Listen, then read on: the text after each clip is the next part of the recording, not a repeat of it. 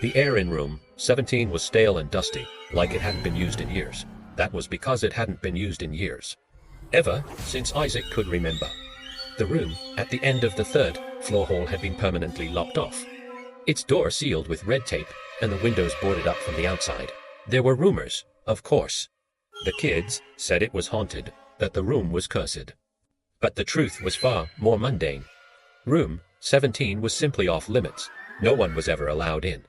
That all changed one Thursday afternoon when Isaac dared to walk past the third floor hall.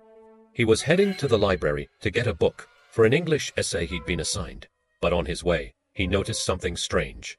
The door to room 17 was open. Curiosity overcame him. He stepped inside and found himself in a dark, dank room.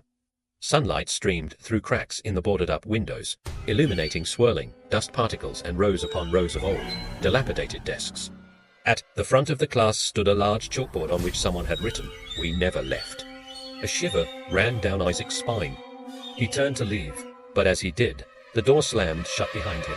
He tried to push it open, but it was no use. The heavy wooden door wouldn't budge. Fright began to set in. What was he going to do now? He looked around frantically for another exit, but there didn't seem to be one. Just then, he noticed a small, dusty window at the top of the blackboard. It was slightly ajar. With newfound determination, Isaac clambered onto a desk, then used his shoulder to pry the window open wider.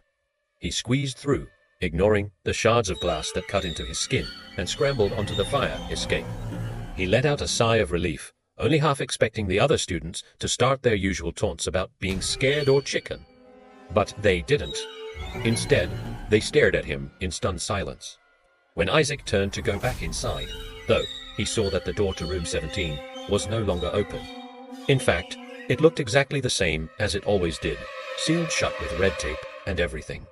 He walked past his classmates and down the hall, heading towards the library and a growing sense of dread. He still had to get that book, after all. But as he walked, he heard his name being called. He stopped. Someone was reading off the attendance list. And when Isaac turned, he saw the teacher from room 17 standing in the doorway. Her eyes were cold and unforgiving. "Mr. Blackwood," she said, "why are you late?" Isaac swallowed, his throat suddenly dry. He stammered, "I was just in the library." "Ah," the woman said, her eyes narrowing. "So you were the one who was in room 17 then? Interesting."